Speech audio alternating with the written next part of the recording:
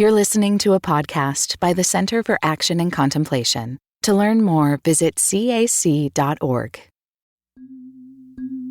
Welcome to Season 1 of Another Name for Everything with Richard Rohr, exploring the core themes of his new book, The Universal Christ. As mentioned previously, this podcast is recorded on the grounds of the Center for Action and Contemplation and may contain the quirky sounds of our neighborhood and setting. We are your hosts, Paul Swanson and Bree Stoner. We're staff members of the Center for Action and Contemplation and students of this contemplative path, trying our best to live the wisdom of this tradition amidst getting groceries, forgotten passwords, and the shifting state of our world. This is the 5th of 12 weekly episodes. Today, we'll be discussing the 7th chapter, Going Somewhere Good, the 8th chapter, Doing and Saying, and the 9th chapter, Things at Their Depth. This episode explores a lot at the heart of the Universal Christ, such as being open to change, participating in changing the systems around us, and experiencing the fullness of life at its depth.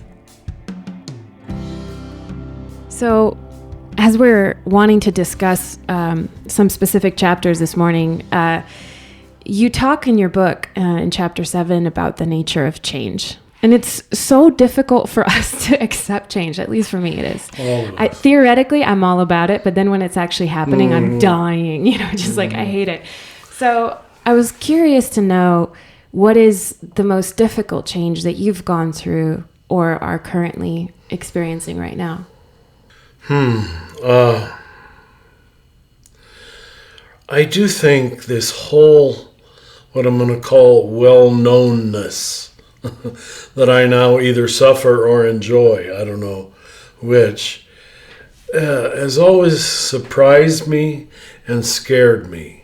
I can say honestly before God, I know I didn't plan this or seek this. I always say I'm not really ambitious, I'm righteous, which is worse. But I don't have to fight ambition too much. Maybe it's because I've always enjoyed a certain well-knownness from the very first year, So maybe I learned to take it for granted. But it's still been a change that I've constantly feared. When I see my name on books and I see the way I'm introduced at conferences, I get the mail I get, all of it says, "Richard, what have you become? And is there anything true about that?" So I fear being a phony, I fear being a hypocrite, I fear being self-promoting. That's been the hardest change, this moving into notoriety, if I can use that word, because I know there's a lot of people who love me, and this balances, and I need it. There's a lot of people who hate me too, and so it means holding the projections, and I do use that word intentionally, the projections from both sides. The people who put me on a pedestal that I don't deserve, and the people who hate me and don't even know me. So it feels like I don't deserve that either. So, you've heard that phrase, it's lonely at the top. I'm not saying that to gain any sympathy. I have a wonderful life. But there is a loneliness in being thought you're a whole bunch of things and you're not. And so the split consciousness, and I'm sure I jump back and forth. My ego inflates in enjoying all this fame and admiration, and then in the quiet of my own little house, I say, "But Richard, it's not true." Even when I was reading a little bit of the book this morning, and I'm not making this up, I'm not exaggerating it. I really said several times, did I write that?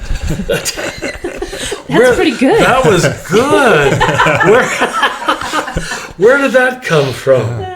So, That's wild. This morning, my daughter was asking what the word famous means. Really? And my wife said, "Well, Richard, he's famous in a lot of circles." And that didn't make sense. Like, he's known by a lot of people. And my mom's like, my wife. Boy, Freudian slip. She says, well, a lot of kids know who Daniel Tiger is. And then she got what famous was, because there's a cartoon character that kids knew. So you didn't make her radar on the fame, so she'll help keep you humble. Daniel Tiger. You got to beat Daniel Tiger, Padre. That's a cartoon figure. Yeah. Okay. It's interesting, though, because I do feel like this tendency that we have to project wisdom or goodness or, eldership, or that person is holy. Yes. Not me. That person, they really, really know. Yeah. That split, I think, also has to do with that split that you talk about so much between us and God. Of that's perfect. Putting it out there, and instead of being able to see it in our own messiness and complexity. Mm-hmm. Yeah, you've probably heard me say, I'm often bothered by evangelical music, which just keeps saying over and over again how wonderful God is. And of course, God is wonderful. But coming with that positive theology is again and again a negative anthropology, a negative image of the human person.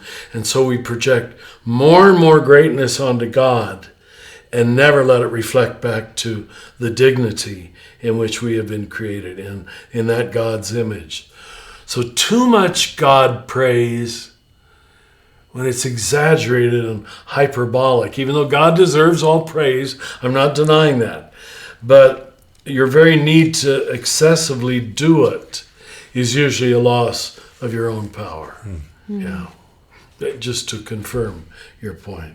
And to continue with that thread of the split, you have this fabulous story about your professor talking about Plato and Jesus. I wonder if you could relay that to kind of set some of that groundwork. There was a Franciscan. He was fairly young, had just come back from studying in Europe during the early 60s, the Vatican Council. So he got totally invested in the historical theology that I sort of present. I had him for 4 years as my liturgy professor and 4 years as my church history professor. So we got to know how he thought. Larry Landini was his name, an Italian-American, and very imaginative genius of sorts, very creative. So he had dropped the line in various contexts, in church history and in the liturgy class, that much of the church is Platonic. And of course, because we'd all studied philosophy, we knew what that meant. Platonic, where there is a huge split between matter and spirit, between soul and body. The two never really came together in Plato's philosophy.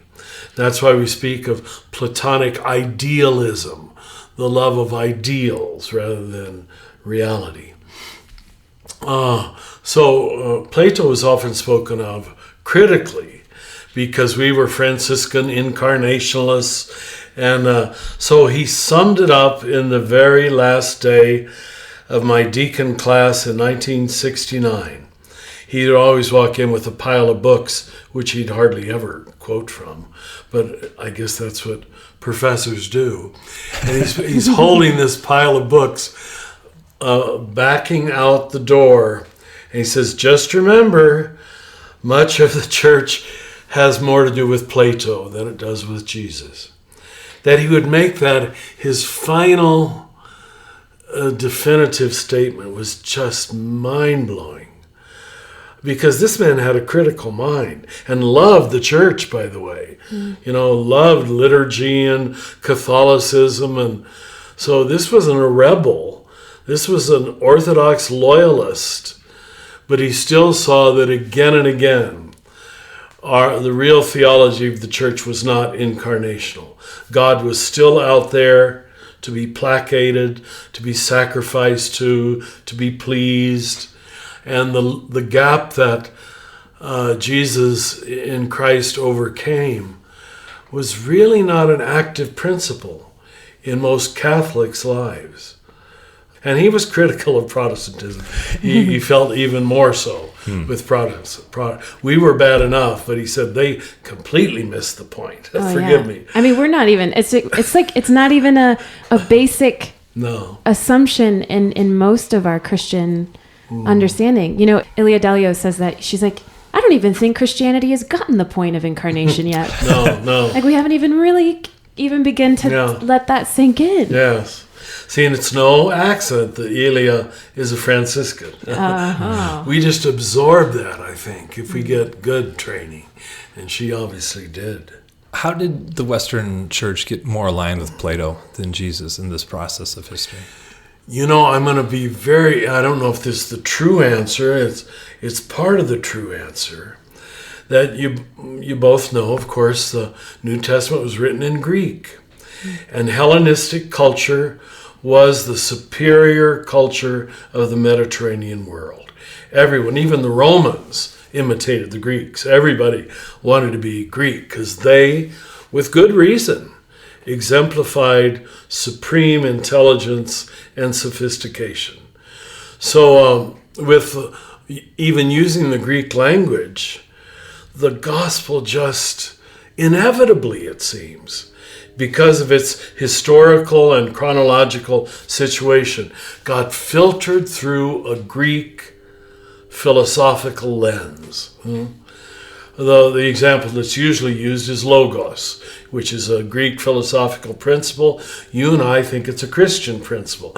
We were just pulling everything we could from Greek culture because it dominated the field. If you were smart, you knew Greek.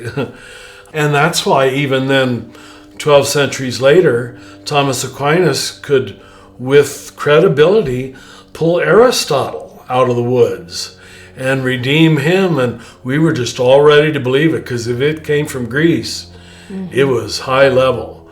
And again, I think we got to admit that was in great part true. When I was in Greece a few years ago, I just looked up at the Parthenon and I said, my God, every great idea filtered through this culture. So, that became the matrix, along with then Roman imperial matrix, through which, the lens through which we first read the gospel. Put the two together. Greek logic, which was largely dualistic for all of its brilliance, and Roman imperialism. That's how much, for me, Christ submitted to being human in all things. That even the historical situation that he knew would limit him, he let that happen too. We've inherited some problematic things with those worldviews, though, and among them is that kind of static, binary division between spirit and matter that is so contrary to the very nature of reality, it seems, which is so evolutionary and constantly changing and spontaneous and emergent. And so one of the things that I love that you say, which feels to me so incarnational, is we can't think our ways into new ways of living. We have to live our way into new ways of thinking. And that line of Jesus when he says, change your mind, the metanoia, change your worldview, change how you see the world. I wonder if you could share how you see that process of change happening. Does it start with a new insight, or is it lived into through action? Is it both? Well, what comes into my mind, so I guess I'm supposed to say it, is what Cynthia has taught us about third force. That I do think someone or some movement emerges that's new, creative, exciting. Now, what the cross told us is that even with the new incarnation, there would and always will be pushback against it. That's the doctrine of the cross, which was supposed to save us from cynicism. Death and resurrection is the pattern, what I call 3 steps forward, 2 steps backward. And that is so against the grain. That is so counterintuitive. I think I say in the book, we needed a divine zinger to get the pushback message, because especially we Western people with our philosophy of progress, we who have enjoyed success, security, advancement, technology, we're just progress people to the core, and that means straight line forward. So everything in us resists the 2 steps backward, the folly of the cross. But for me, that's the genius of the gospel, that it's realism. In fact, you can use this phrase. I don't think I used it in the book. I wish I had. I'm now thinking of the gospel as tragic realism. Mm-hmm. If you want to put 2 words, tragic realism. Not idealism. Well, there's certainly a goal, the kingdom of God, but it's not just a utopia vision. Mm-hmm. It's tragic realism. In the real, you can find God, but be prepared for that reality to punch you. Mm-hmm. And I don't know why God did it that way. I really don't, but it's obvious. Look at the church today. Look at the United States of America. There is so much regression, seemingly. It's hard to believe.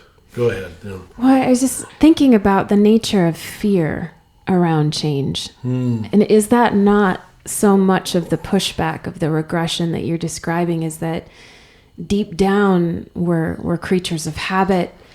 Yes. The forward, the new, the emergent is unknown.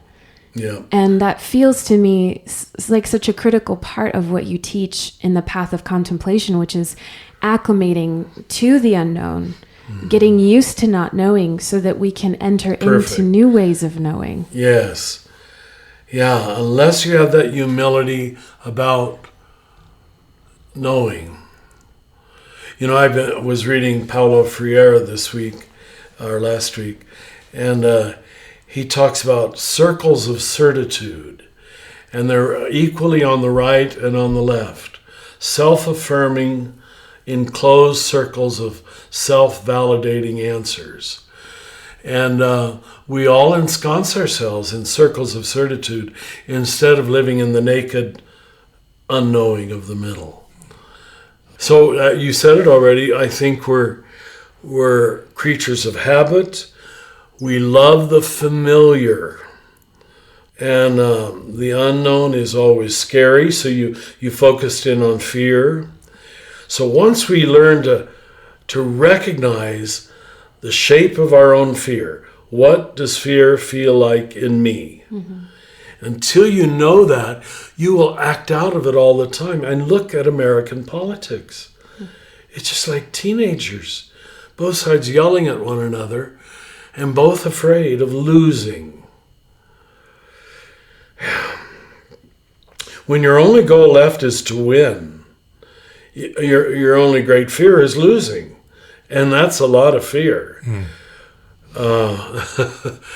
I don't know how God's going to get us through this. And, I was watching that CNN little clip on the growth of hate last night. It's not just in America. It's all over Europe right now, too. Mm-hmm. Anti-Semitism, neo-Nazis, all talking with such bravado, but you can tell they're scared little boys who are overcompensating for their fear. I don't know if I responded to your question. I hope I did. Yeah, no, of course. I'm thinking about the passing of Father Thomas Keating and how he talked about how much of our motivations are driven by security, control, power. I feel it in myself as a mom, even, with my kids. How could you not? Where even out of a good thing like your love, you feel so out of control to protect these beautiful little human beings that you want to I want to just control the shit out of their universe. I'm like, I had the crazy thought the other day of them driving. And I could seriously, this came to me at 1 a.m. and I could not get back to sleep because all I could think about was your little boy's driving a car. So with 16-year-old hormones. Yeah, that instinct. Making them reckless. Yeah. It's terrifying. So that instinct to control, that instinct to want to wield power, it's so primal because it is so terrifying to be in the now and in that surrendered unknowing. I don't know, change is hard. Yeah, trying to control the circumstances of the tragic realism. I think that phrase is so helpful. I do too, yeah. Really wanting to take hold of that, yeah. Realism. I think I'd rather take comedic realism, the comedy over the tragedy, but I don't think it's as truthful. And Richard, going with the change theme here, can a person be a Christian and not be open to change? I don't see how. Because otherwise you're saying, we used phrases like growth in holiness, deepening my relationship with Jesus. Those are very traditional, pious phrases. They both imply change, growth in holiness, Are we really to understand the great wisdom of Jesus and the gospel at an infantile level? And the fact that we've been content with that the way you understood the gospel story when you were a kindergartner is the truth. That's just produced such disastrous Christianity. And I especially see it when I occasionally meet, doctors and PhDs and engineers. They will write letters to me that show brilliant intelligence. And then their theological question to me is still at the infantile level. Mm-hmm. How can they live with such schizophrenia? To be so smart over here and so childish over there.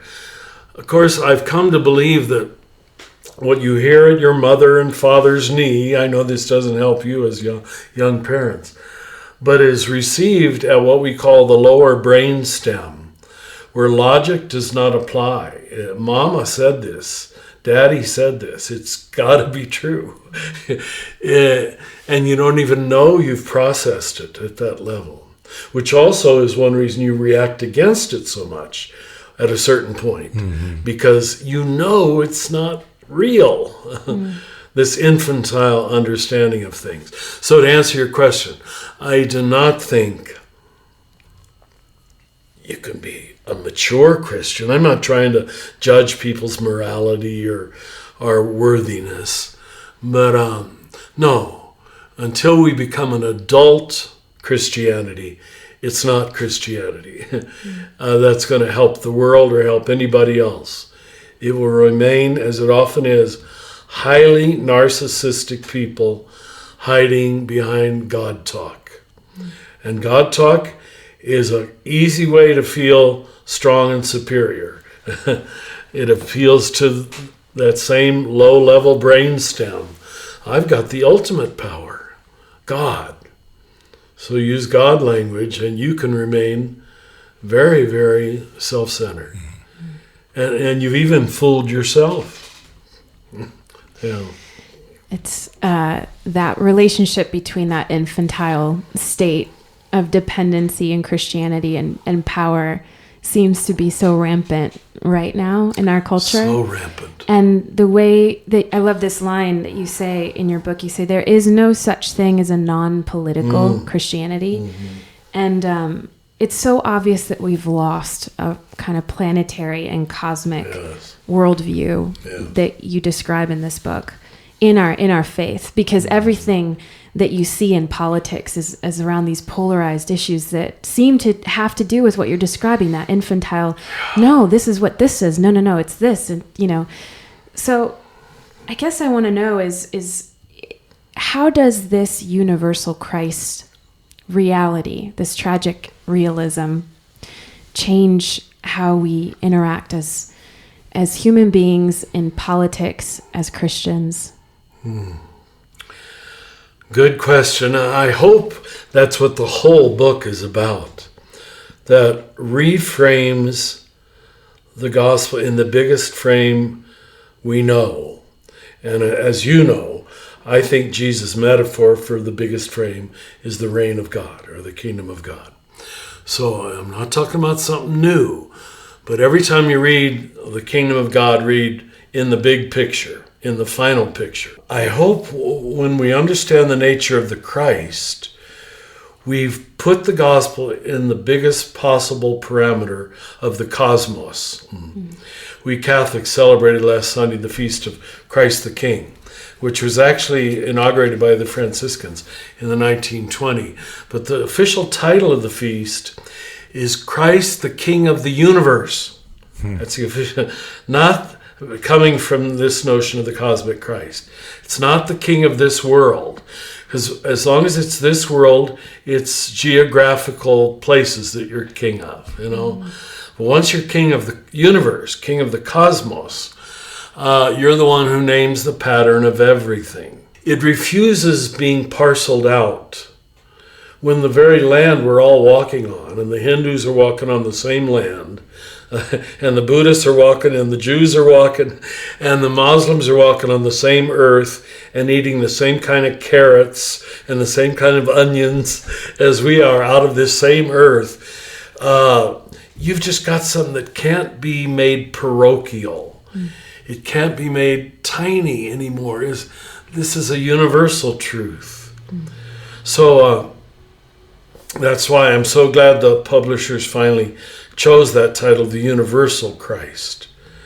So it's going to be very hard to politicize, or no, I should say, you could still politicize it, because as you said, there's no such thing as a non-political. You actually said that. It's quite good. But I mean partisan politics. Yep. Yeah.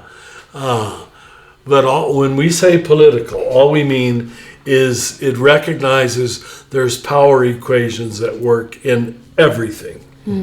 Class, gender, money. And this is the way human beings read reality. Who's got the power? Listen to any conversation. That's almost the only talk there is who's got the power and who doesn't, by reason of what they're wearing, what they're driving, where they live, how good looking they are. Jesus really did expose that demon, if I can call it that, by his 3 temptations in the desert. You know, they're all about misuse of power. So thanks for seeing that. And once we say that, then that's why I say there's no such thing as a non-political Christianity. Politics is just recognizing the power equations at work.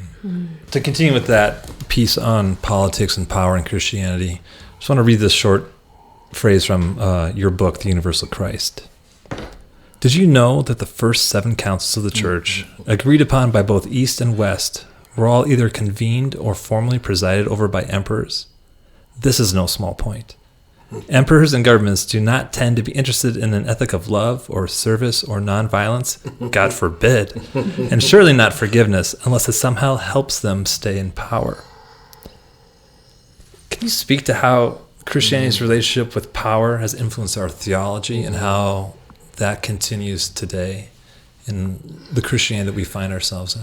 Well, as apparently I said there, this is no small point. And so many people, even over the years, people would come up to me on the road and say, we remember 313.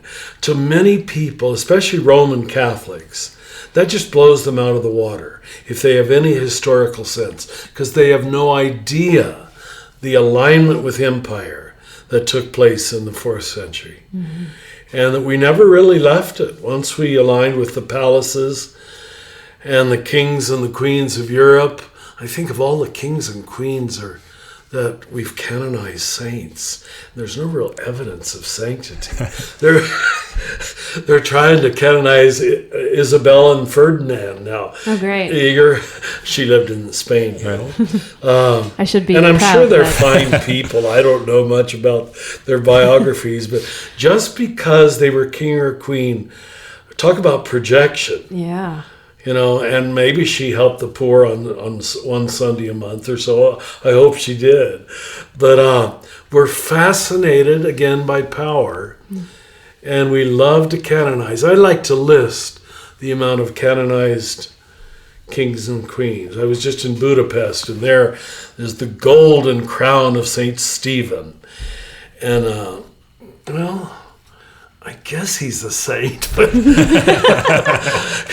this cathedral is built here in his honor. But no, he was more, you know, the king of Hungary. So I'm just using that point to illustrate how once we aligned with power, and you know, if there's any possible good news we can draw out of this present pedophilia crisis, which I don't think we've seen the end of yet. The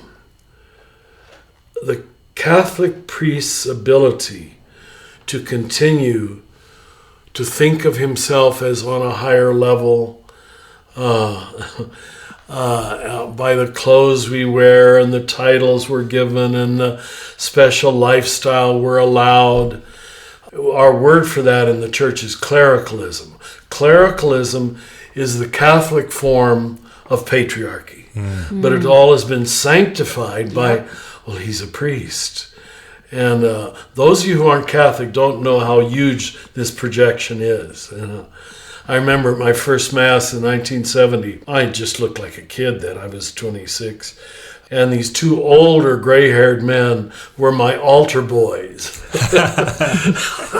And they both kept bowing to me and giving me the water and the wine. And everything in me just said, I mean, overnight, I'm a priest, you know, and I get all of this status and all of this.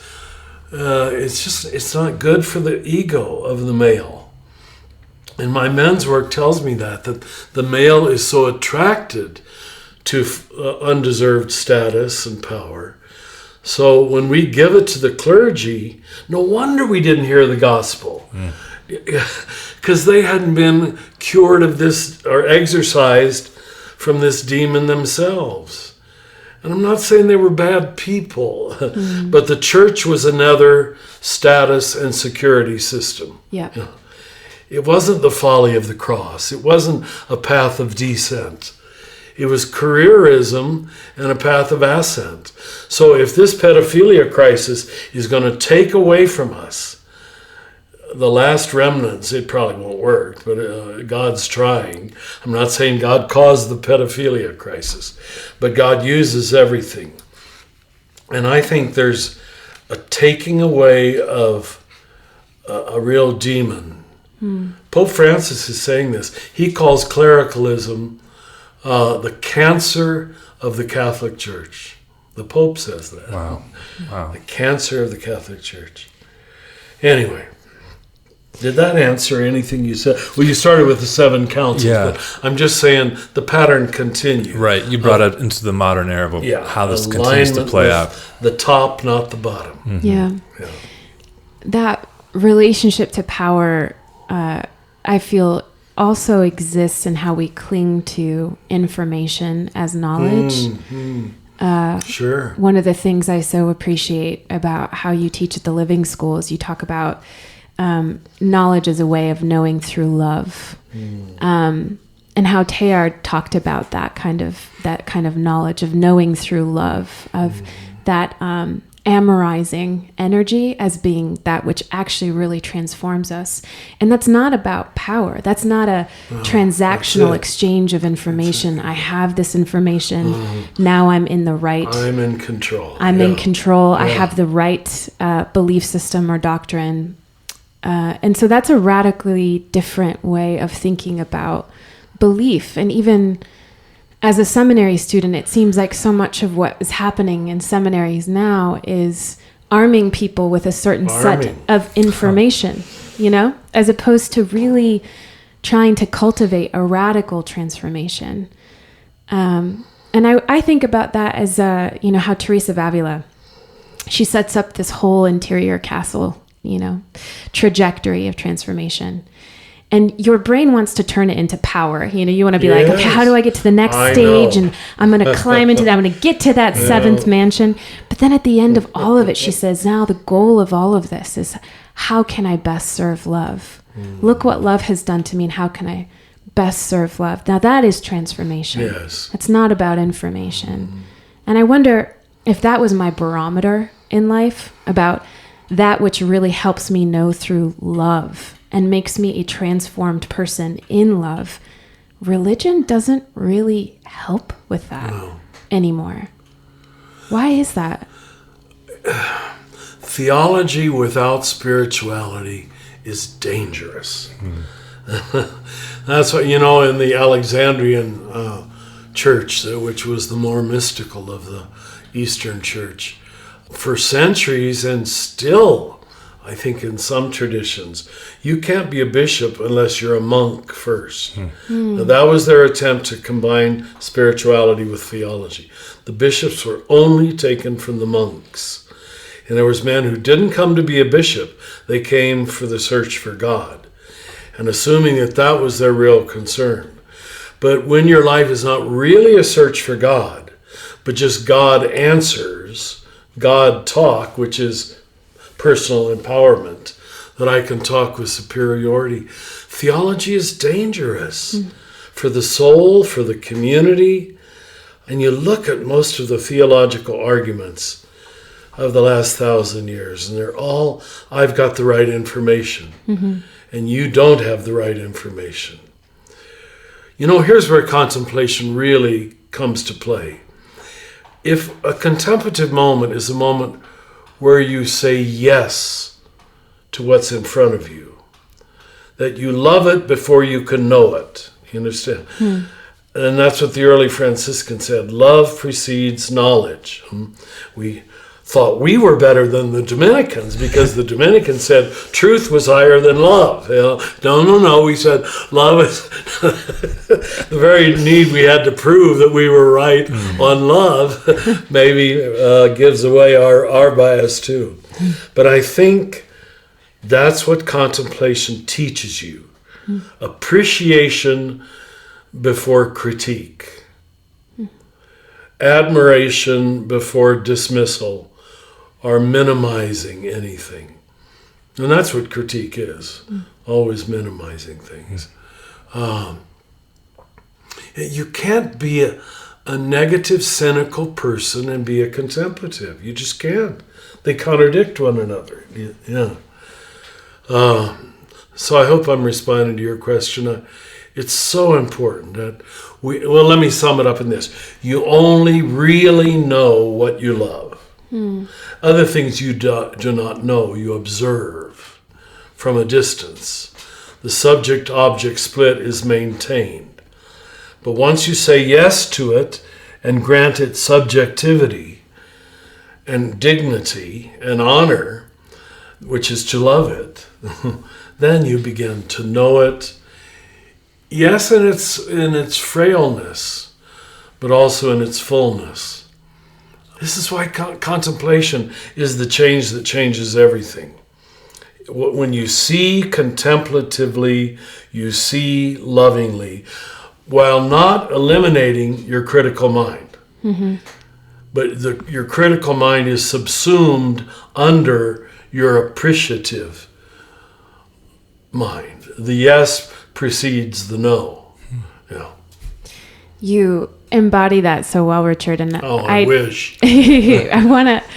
You shared this story with me, and I want to ask just a personal question, if you'd be willing. When we were driving back from Snowmass, you talked about the moment when your superiors asked you or encouraged you to pursue a doctorate. And your own personal decision to not go that route. Why did you decide not to go down that path? Well, first I can tell you there was no great virtue in that. I can still see the spot in the seminary dining room where he pulled me aside, the systematics professor, and asked me if I'd want to do that. Well, I had been for 13 years in an all-male world of academics. I just wanted to get out of there. I really did. I just couldn't wait to start teaching and preaching and being with people. Yeah. Not that they weren't people, but the all-male system was just so self-enclosed. So there really wasn't virtue, but thank God the Spirit guided me. Because if I had said yes to that, it would have been 4 more years of major studies, and then it would have dictated the rest of my life. I would have had to pay back in my own mind for paying that much to educate me. I better teach at a university or something like that. New Jerusalem would not have happened. CAC would not have happened. The men's work would not have happened.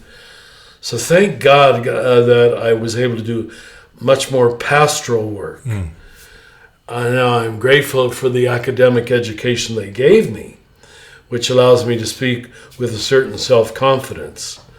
But thank God I didn't ensconce that. Because you know what I met in so many of my professors who had doctorates.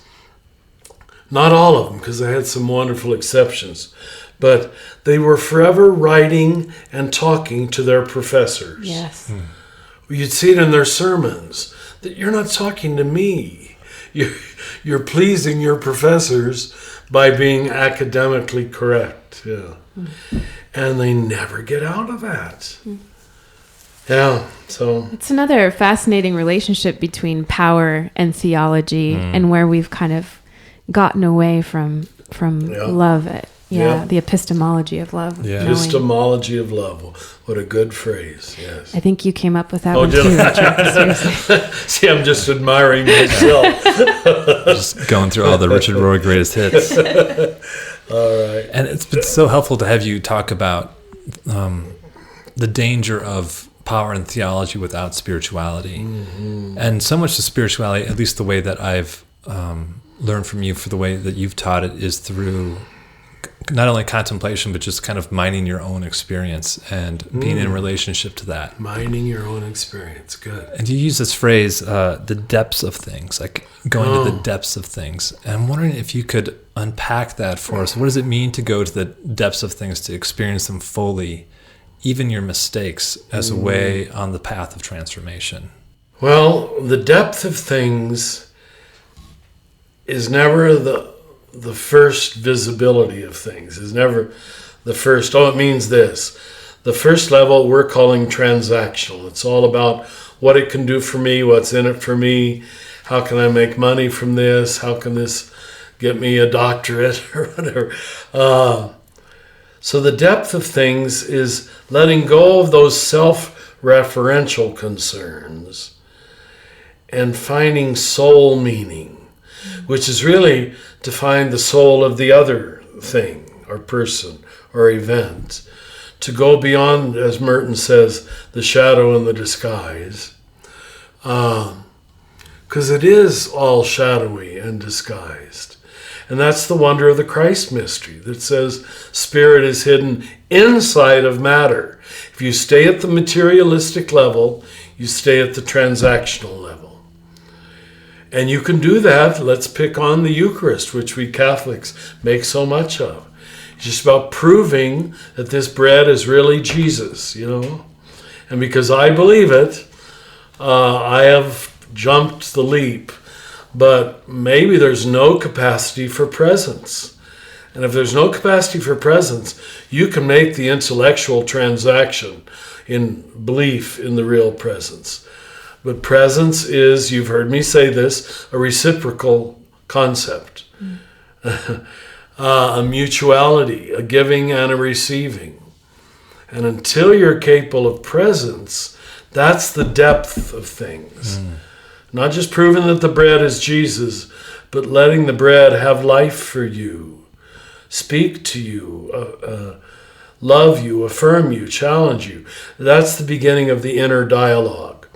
So once you begin an inner dialogue with things, you will soon meet the depth of things, which sort of never stops.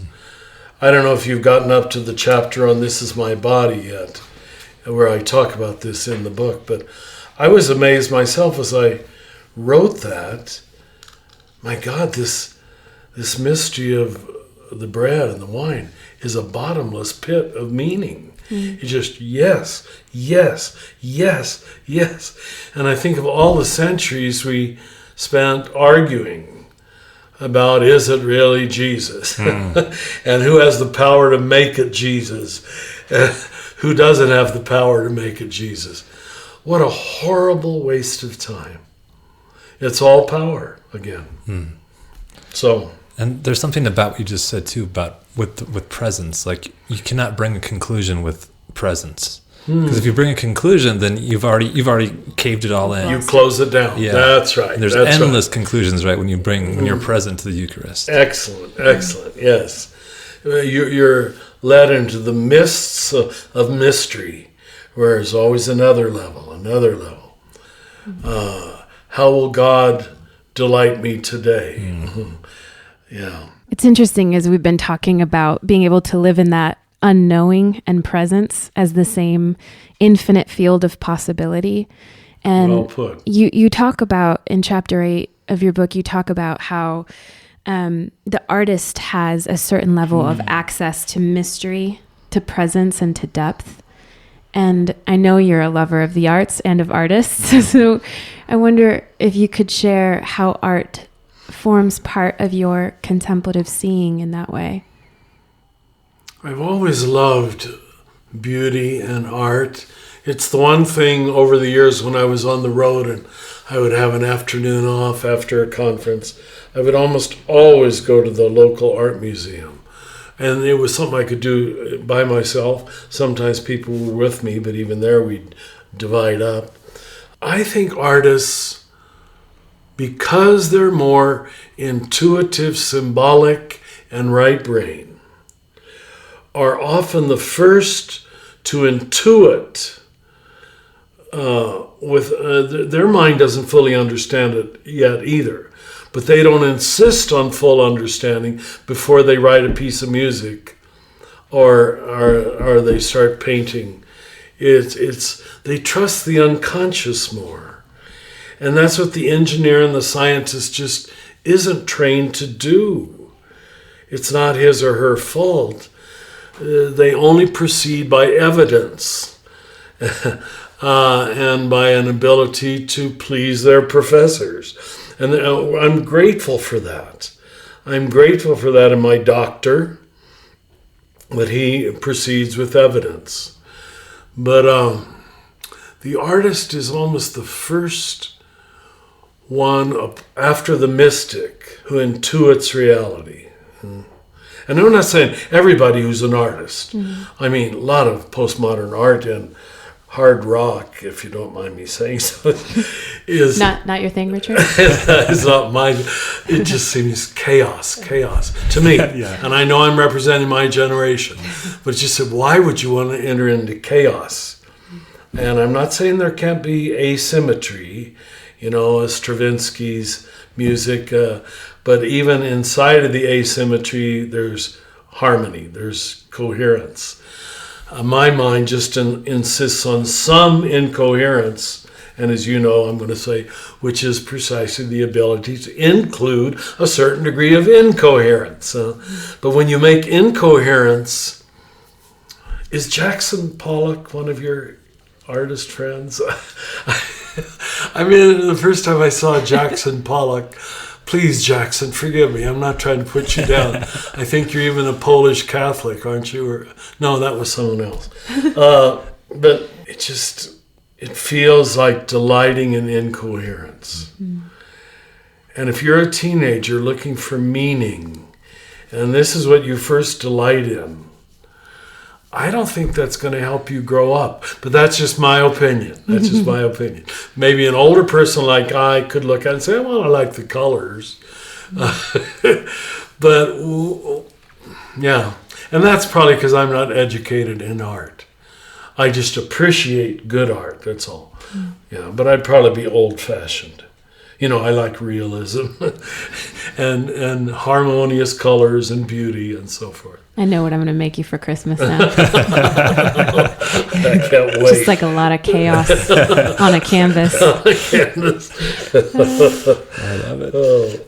And I think, too, you end chapter 8 by another intuitive genius, Carl Jung, and the way that he worked with meaning and on consciousness and unconsciousness and collective unconsciousness.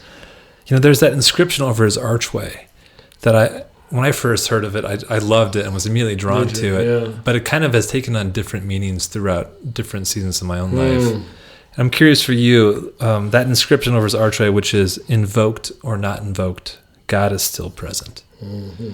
What does that mean for you, and how did that come to be a part of this chapter?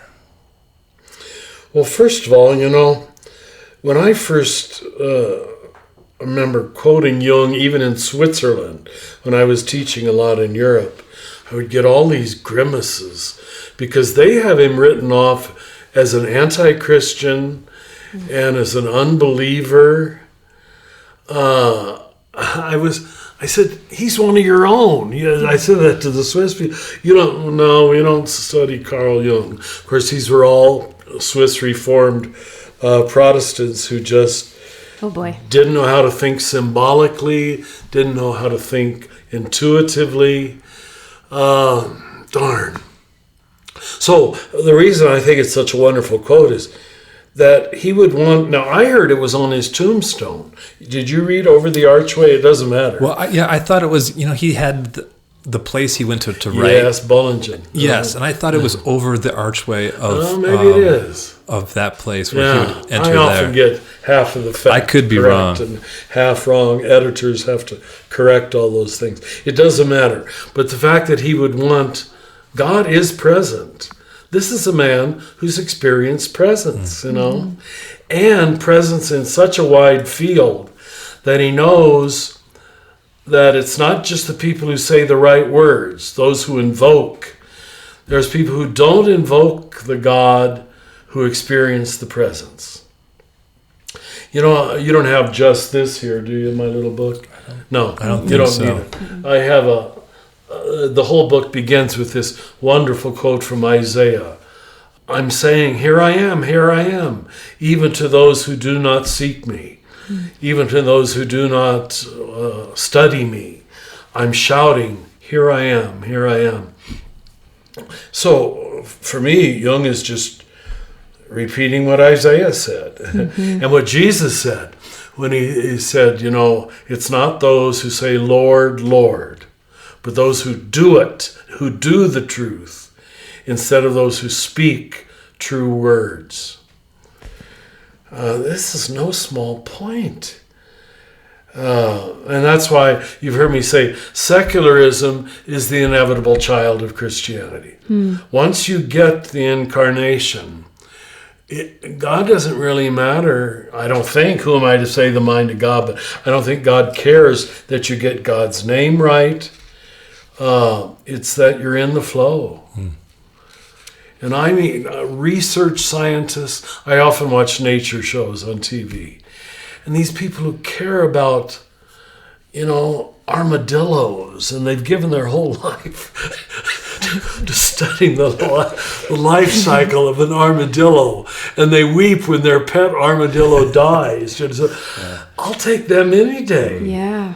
Over a stuffy Christian who doesn't love hardly anything, much less armadillos. It's astounding to me. Once you get the contemplative eyes, you can notice in a moment where the flow is out and where there is no flow. Yeah. People in the force field of love and people who are just religious. So that's a big commentary. Invoked or not invoked, God is still present. That's genius quote. Have either of you heard that story of Jung where somebody asked him, do you believe in God? And he said, I don't believe in God, I know. And just you can speaking see of it that on knowledge. film. Oh, yeah. And it's even more touchy because he halts. This way I remember, I don't believe, I know. It was just very well said. So profound. But that seems to be, the thread that's running through this entire conversation is that deep recognition that doesn't have to be placed in a category of power, certainty, belief systems. It's just an innate, like an inner response to what is ultimately true. And you say this so beautifully in your book. You say that kind of 3 key aspects of this path are respect, wonder, and reverence. And I wonder if you consider those to be 3 components of the contemplative life. Yeah, that's perfectly said. You've heard me say respect is to look at it a second time. Respect, Wonder, that's the beginning of the religious instinct. If you've never had a moment where you want to kneel and kiss the ground, I don't think you're ready for God. If there's never been something that, oh God, this is it. This is more than enough. What was the third word I used? Wonder? Reverence. Reverence, reverence. Who was the wonderful, I think it was Joseph Pieper, that man I met up at Santo Domingo years ago. He was a scholastic philosopher. And he has a whole book just on reverence, what it means to live in reverence before reality. He was a holy man. There was a time when I was feeling so outside of the fold of Christianity, like I'd been kicked out of the Garden of Eden. I didn't fit into the institution. Me too, yes. And somebody told me, pass along Abraham Joshua Heschel's line of, he's wonderful. But the definition of faith that he gives is living with awe and wonder. And I thought, okay, I can do that whether I'm in an institution or not. I can dedicate my life to that kind of way awe and wonder of living. Yeah, that's for me the foundational religious instinct. And I don't trust religion. I am repeating myself now, but I don't trust religion that doesn't live in respect and wonder before the miraculous character of everything. But that's always to see the depth of things again. We go back to what if you don't go to the depth, you don't see it, I love animals, and I watch these nature shows. Just when I see how human beings mistreat animals, don't you realize they're totally helpless? Don't you realize you're totally in control and they have no control? And you're abusing that power for I don't know what reason, but the basic religious instinct is not there. Of the depth of things, the goodness of things, the dignity of things, the thisness of things. Thank you for getting it. Thank you. Yeah. And to wrap up our session here, taking those 3 words, Richard, where have you experienced respect, wonder, and reverence as the Christ this past week? Well, you ask such good questions. It's Wednesday, and on Wednesday morning I have the parish mass here at Holy Family. These are mostly Mexican-American, and in the old days we weren't allowed to talk in the church. You had to come inside. Well, I go out a little early and sit in my chair waiting for the crowd to gather, usually about 5 minutes before 7. And I just couldn't help but recognize how each one, as they came in, had to shake the hands of every other person. They all know one another. They all smile at one another. But I wanted to weep for these humble people who don't think they're important at all, But the reverence they show to one another. And they'll go out of their way. They got to greet everyone. I mean, it's frankly a little tiresome for a gringo. Okay, let's stop the greeting so Father can start his Mass. It goes on and on. And as soon as I start, of course, they stop, which again is a respect for me. It's just There's a holiness that is totally unrecognized. In fact, in the old church, we would have called it noisiness. It wasn't holiness. If you were a good Catholic, you keep quiet in church. They aren't quiet until the Mass starts, then they're quiet. It's, a gift this morning already. The beautiful music you're listening to is provided by Bird Talker. Another Name for Everything with Richard Rohr is produced by the Center for Action and Contemplation, thanks to the generosity of our donors. If you're enjoying this podcast, consider rating it or sharing it with a friend to help create a bigger and more inclusive community. To learn more about Father Richard and to receive his free daily meditations in your electronic mailbox, visit cac.org. If you want to hear more about these ideas as part of an online community, consider participating in the live webcast of our spring conference, March 28th through the 31st. For details and to register, visit cac.org/events. From the high desert of New Mexico, we wish you peace and every good.